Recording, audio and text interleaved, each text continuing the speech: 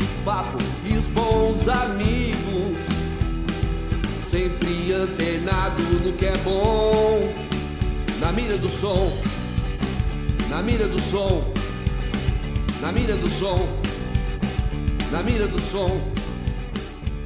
Estamos começando mais um programa Na Mira do Som. Hoje a parte 2 do Bill Reinicova, que contando um pouco dessa história do áudio, dessa história da vida dele com esses artistas. Bill, seja bem-vindo mais uma vez aqui. Obrigado, Góes.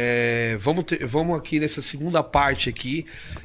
No último programa, a gente estava falando da construção do seu estúdio, de como foi isso, numa época que não tinha muitos estúdios nem de gravação, nem de ensaio.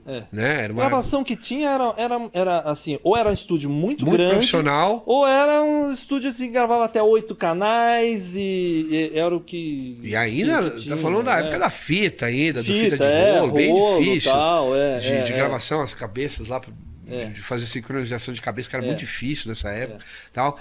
Bom, a gente chegou aí nessa parte aí, construiu o estúdio, né? Eu fiz a primeira sala. Fez a primeira sala. E já chegando nessa parte aí, vamos falar um pouco agora do seu trabalho profissional com os artistas que chegaram depois dessa construção, disso tudo, já com essa parte de engenheiro de áudio, né?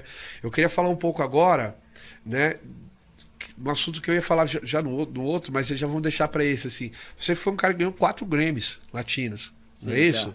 Já ganhou 4 Grammys.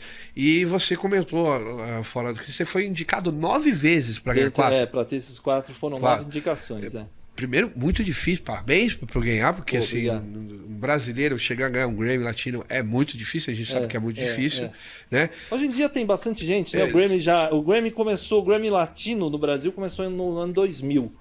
Então já 25 anos. E o primeiro que você ganhou foi quando? 2001. 2001. Ou seja, já ali, chegou ali, você já ganhou um. Quem são os artistas que você trabalhou que você ganhou um Grammy junto? O primeiro foi... Pena Branca da antiga Pena Branca Chavantinho. Eu cheguei a gravar o último disco deles nesse estúdio que eu trabalhava. Eu gravei o último disco deles ainda vivos, né? Aí o Chavantinho, que era a primeira voz, faleceu, e aí o Pena Branca fez um disco solo dele.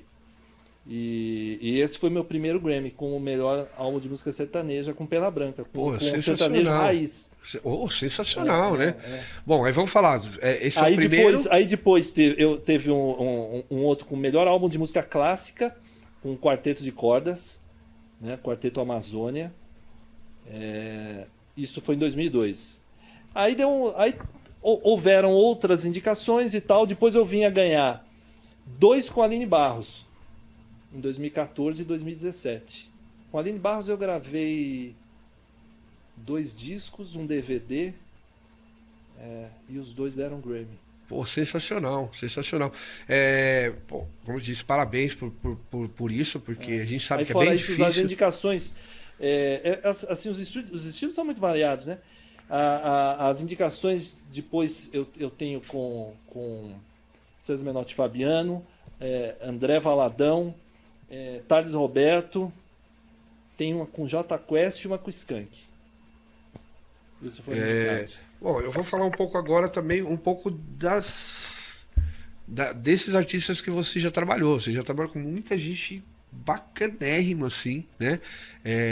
Muito dessa parte de produção, de engenharia de áudio, né? Que você estava aí, mas você trabalhou aí com Vanderlei, Low Borges, eu tô vendo aqui, Wilson Sideral. Mano, uma galera... Skank, né? Você gravou o DVD do Skank, 2010? Foi de 2010, do Mineirão. Do Mineirão, que é um disco, inclusive. Assim, eu não fui. Tinha uma equipe, eu tava no meio da equipe. Junto com a equipe ali. Não fui o exclusivo, né? Mas eu tava nessa equipe da. Inclusive, esse daí do Skank é aquele que é super famosão, que estourou o Skank em 2010 ali. Foi gigante esse show, Cara, Thales Roberto, que você já mencionou aqui, Mariana Faladão, César Menotti Fabiano, Daniela Mercury. Mano, você trabalhou com Dominguinhos. Dominguinhos, eu gravei. Dominguinhos, foi demais. Dominguinhos é demais. Que cara que foi. Esse cara era demais. Então, Assim, muita gente fala isso. Foi uma participação dele num disco de uma banda gospel pop, que é a Disco Praise, que a gente gravou lá no Mosh.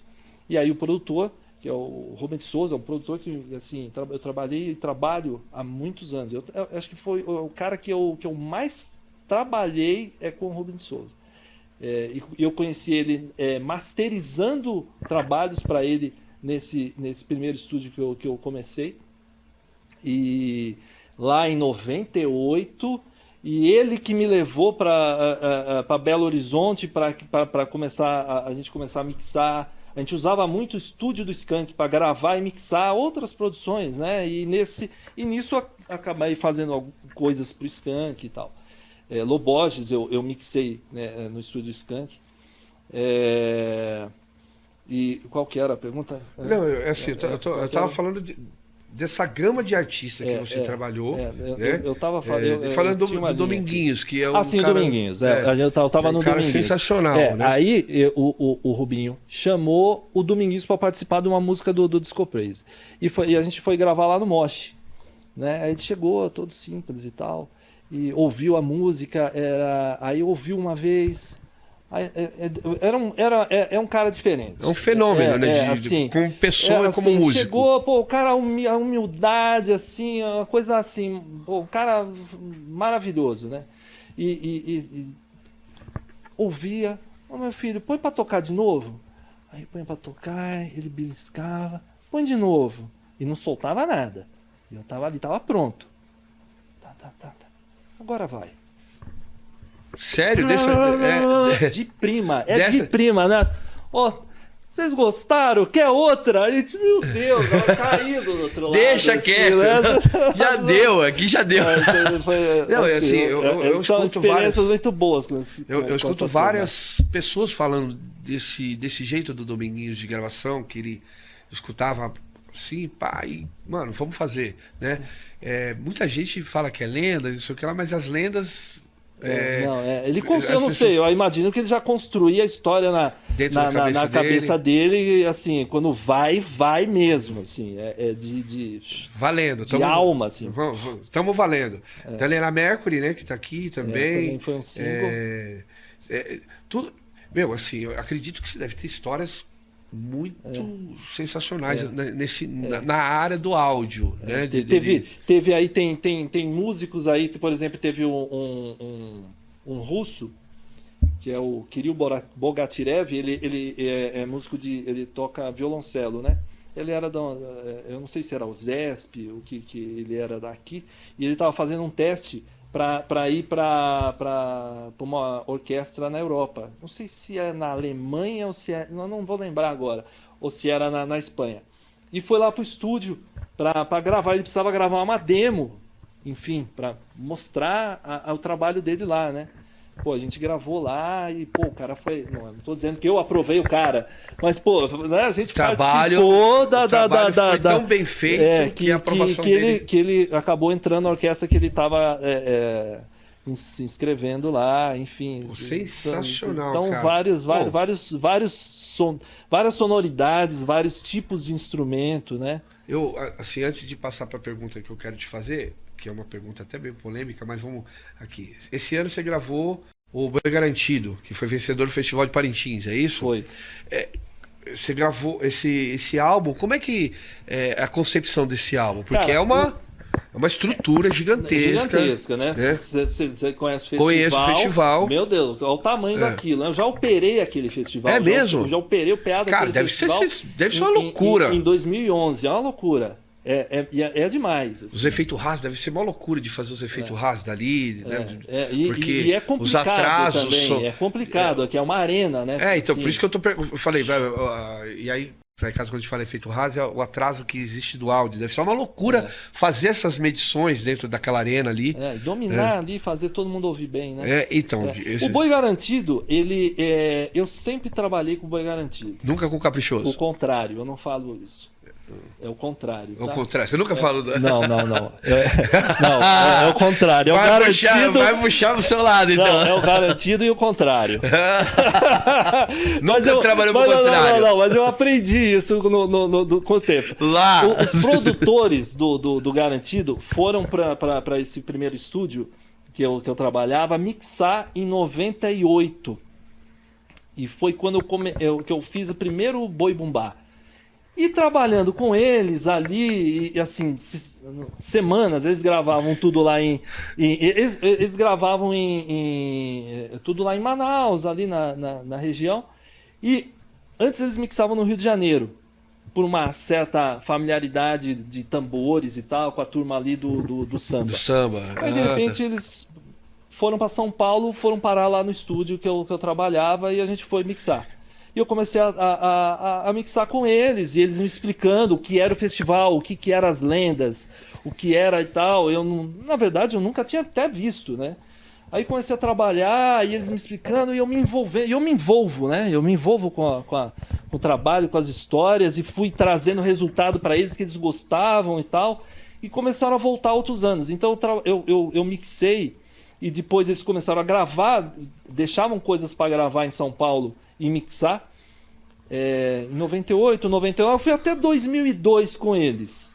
A gente tá falando de quantos canais, isso aí? Isso na época era em Haddad, era 32. 32. Mas hoje em dia estamos falando de quantos canais?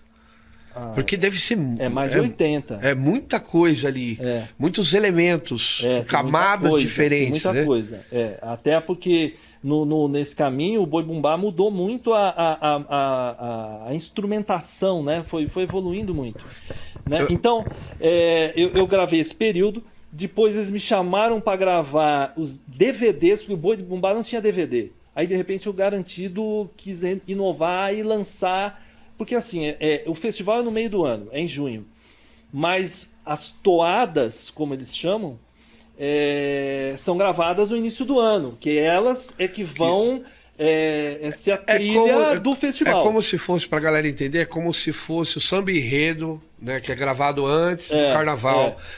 Isso é lançado antes para os torcedores cantarem e tal, junto. Porque até a galera tem pontuação no festival, né? Então, isso é feito com antecedência. E aí eles fizeram DVDs no ano de 2011, 12 e 13, né? Eu gravei esses 3 DVDs, um deles foi o que eu operei o festival, inclusive. Chicão foi comigo. Nossa, deve ter sido uma loucura isso aí, né? Chicão, para quem não conhece, é meu irmão, sócio do estúdio. Né? Chicão que eu vou trazer aqui também no programa, ele vai contar um pouco da história dele pra gente. Legal. Das experiências dele pra gente, vocês vão conhecer. E aí, me chamaram de novo esse ano para gravar e mixar. Então eu gravei lá. Os outros que eu mixei, nessa primeira fase, eu mixei lá no estúdio do Mikael. Depois os outros, os DVDs foram todos mixados no Mosh. E esse daí eu mixei no meu estúdio, no Big Hack, esse último. Esse já aqui no Big Hack? Já é o último. Eu fui para lá, eles me chamaram, a gente montou uma estrutura num estúdio em Parintins mesmo. Lá na ilha, onde é a base deles, e gravamos tudo lá, e eu trouxe, mixamos aqui, mixei no meu estúdio, foi masterizado nos Estados Unidos por um amigo, engenheiro, Brandon Duffy, cara sensacional. E esse disco assim foi até meio polêmico, né? Eles não vieram, foi o primeiro disco que eles não vieram para acompanhar a mixagem, por questão de tempo, correria e tal, eles não puderam vir para acompanhar. Mas eu assim, eu conheço já está muito tempo trabalhando com os caras. Eu já sei muito bem o que é a sonoridade do Boi Bumbá. E eu apresentei, de certa forma, uma sonoridade mais pop no Boi Bumbá. Foi um pouco polêmico na época, que entre os produtores e eu e tal, os músicos, o que eu estava apresentando de resultado, mas acabou provando que foi uma revolução. Isso deu um bafafá na cidade antes do festival. Então, assim, o disco já começou a pipocar e ser uma virada no boi E aí aconteceu o festival e, pô, ganharam e tal. Quer dizer, não foi exatamente por causa do disco, mas tudo influencia. Claro, Fizeram um espetáculo lá e foi maravilhoso. Influencia mesmo, né, cara? Você fez assim, eu tava vendo aqui, Castelo Rá-Tim-Bum musical, deve ter sido sensacional também. Foi todo gravado, a gente gravou no Mosh. Foi o espetáculo né, do teatro todo gravado. Assim, foi gravado porque o teatro é gravado, é tocado ao vivo, né? A orquestra, a banda toca ao vivo. Então isso foi gravado em estúdio para gerar as partituras para a banda e para a orquestra ali que vai tocar. E isso geraria também um CD para também ser vendido do espetáculo, né? Então teve com Castelo Rá-Tim-Bum, teve com o Fame, que foi um outro espetáculo de teatro também que a gente gravou desse jeito. Caraca, então assim, vamos lá, porque deve ser um pouco diferente a dinâmica da gravação, né? Quando a gente fala de banda, a gente muito mais vozes, instrumentação. A ambientação diferente também, né? Porque, assim, estamos falando de gravar dentro de um teatro, né? Não, isso foi gravado dentro do estúdio. Dentro do estúdio. Mesmo os dentro do estúdio, atores iam pro estúdio. Mas mesmo assim a ambientação deve ser diferente. É diferente, né? Porque né, é muito mais gente envolvida. Muito mais gente envolvida. Que é meio como acontece no espetáculo. Né? Eu volto a dizer que deve ser muito complicado você conseguir colocar isso em parâmetros de camada que um não cubra o outro e consiga aparecer essas nuances na gravação. Não é isso? E aí que entra toda a mágica. Não, e assim, esse caminho todo de experimentação e evolução, de gravar coral. Comecei gravando, no gospel eu comecei gravando coral adventista. Eles são muito fortes em coral, né? Assim, a instrumentação clássica e tal. Uma pergunta mais técnica aqui, assim, você fala da mixagem, mas um disco de uma banda, vamos lá, uma banda 5 integrantes e tal, quanto tempo demora para mixar uma música? Cara, assim, bem feito, bem mixado, sabendo que tem captação, tal, falou só da mixagem. Você, na verdade, para você lapidar isso e fazer integrar e tudo isso realmente virar uma coisa só e a pessoa ouvir isso e emocionar, não é uma coisa que você chega, tá pronto. Vamos abrir só. Vamos abrir, aqui, reverb aqui, brilha aqui, não sei o que. Cara, é automação, é aquilo, é entrar dentro da música, é entender todas as nuances e trazer o que é melhor daquilo na mixagem. Então isso leva hoje em dia, na época onde que você tinha que pagar o estúdio por hora e era assim, você tinha que também não podia ficar enrolando muito, não é enrolando só não é enrolando a jeito pessoa, de falar, né? Não podia ficar parado, ali, voltando, querer lapidar demais. Você tinha que também ter uma objetividade, né? Então, assim, no mínimo umas 6 horas, 6, 8, 12 horas é meio que na época acontecia. Hoje em dia eu mixo, principalmente agora tendo estúdio e as coisas acontecerem dessa forma. Eu mixo parte um dia, assim, fico umas 8 horas mixando, volto no outro dia, reavalio aquilo com o ouvido fresco, o que eu fiz, e isso é muito bom. Isso que eu ia aí perguntar. que você fala assim, pô, isso que eu fiz é legal, isso aqui foi viagem. Não, isso aqui tem que ser do outro jeito. É isso que eu ia perguntar, porque às vezes você tá muito cansado ali e tal, até o martelo dá uma endurecida ali, você não consegue usar. Não, você cansa. Você acostuma. né? O som é muito subjetivo, né? Dependendo do que alguém fala, dependendo do que você ouviu antes e você vai ouvir depois, você tem uma percepção você diferente. Você perde algumas referências, né? Às vezes, você tá ali ouvindo a música, você acha lindo. Entrar alguém para ouvir com você é engraçado. E às vezes e eu gosto disso. Porque só de ter uma outra pessoa ouvindo, você já se cobra diferente, você já ouve diferente. Aí você percebe coisas que você não percebia. E é aí que você vai lapidando e... buscando essa excelência, né? Sempre buscando a excelência ali. Você falou assim, eu lembro que trabalhando um pouco com áudio, tinha esse negócio, vamos descansar um pouco, porque agora já deu. Não, chega uma hora que você já não começa a consegue acostumar, mais. Você acha que tá bom, ou você não sabe se tá bom, se tá ruim. Você que é um cara que está há muito tempo fazendo muitas coisas diferentes, né? E tem visto a diferença e as evoluções musicais. Você acha que com o que está acontecendo hoje em dia, musicalmente, a velocidade, não tem, por exemplo, a música não tem mais introdução, né? A gente mudou esse ritmo, essa coisa. Você acha que a gente está fadado a mesmo esse imediatismo musical, né? Ou ainda tem gente que está correndo na contramão? Não, eu acho que tá. Eu acho que as tendências, a indústria, a necessidade de vender ou de eu não vou adentrar muito nesse mérito não, isso mercadológico. Mercadológico até porque não, só no engenheiro de áudio, só não desliga o microfone. Mas eu acho que da próxima vez eu vou trazer um microfone auricular ou de lapela, porque aí não tem como desligar. O cara fica esbarrando. Mas eu acho que as pessoas buscam, assim, e as ferramentas estão facilitando. São, né? Isso que eu ia perguntar para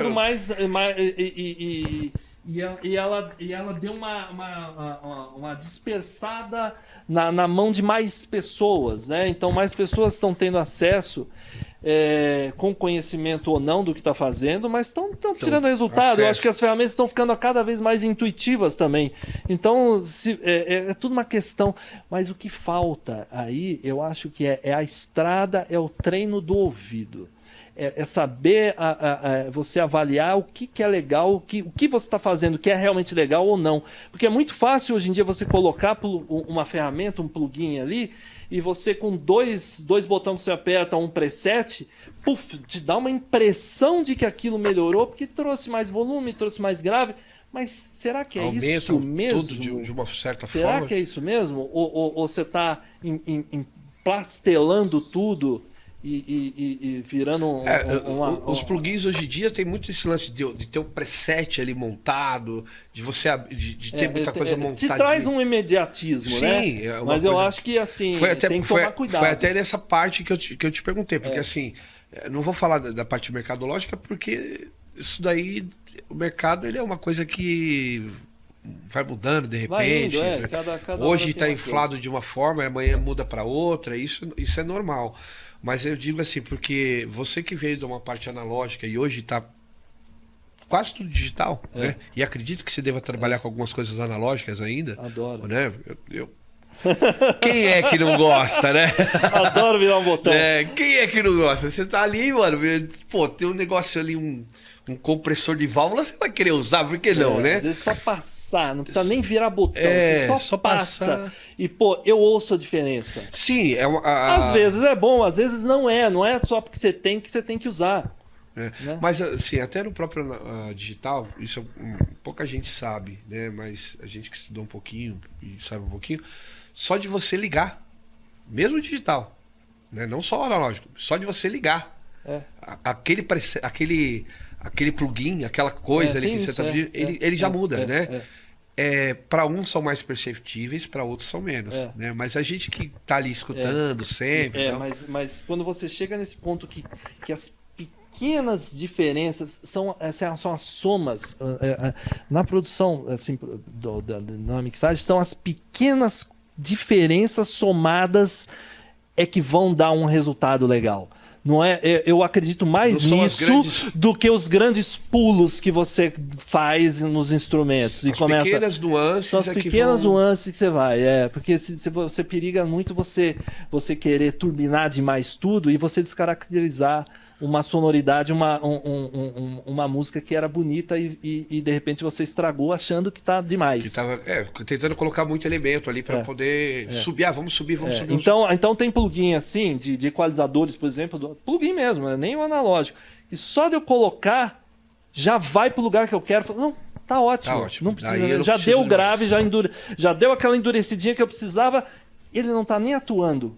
Mas tá ótimo, é isso que eu Mas precisava. ele só tá ali passando por ele para dizer, olha, né, aqui tá a frequência que eu queria. Não é isso? E no áudio tem muito acaso também, muitas sorte assim é acaso. Você põe um negócio, às vezes você faz um erro, você fala, pô, que demais.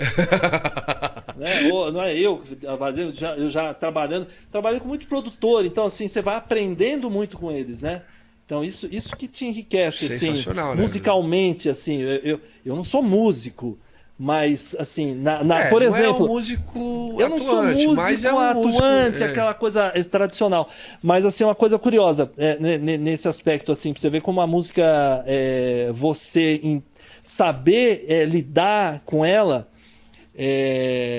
as pessoas percebem. Eu estava gravando, na gravação do quarteto do Grammy, né? Quarteto de cordas, então a gente foi gravado em partes, né? Eles pegaram as partes e tal e me jogaram a partitura assim na mão. O Spala me jogou a partitura na mão, abri na mesa, eu fiquei quieto, né? Falei assim, tá bom, me deu a partitura, vou aqui, né? Eu meio que estudei em algum momento na minha trajetória, como eu contei já. Eu estudei teclado, então eu tinha já uma noção de partitura. Então eu fui acompanhando. Realmente eu consegui. Depois que começa a conectar as coisas, eu já estava parecendo maestro, sabendo o que estava acontecendo, qual o compasso que estava. Tinha momentos assim que a gente passava, aí a galera assim, ô Bill, e aí, o que você achou? Pô. Aí eu também falo assim, não, eu vou falar a verdade que eu acho. Não, eu acho que no compasso tal, o cello desafinou. Não, peraí, volta. Tá certo. Vamos fazer de novo. A partir, então, 2 compassos para trás. Ô, Bill, você toca piano? Eu falei, não toco não. Pô, mas como que...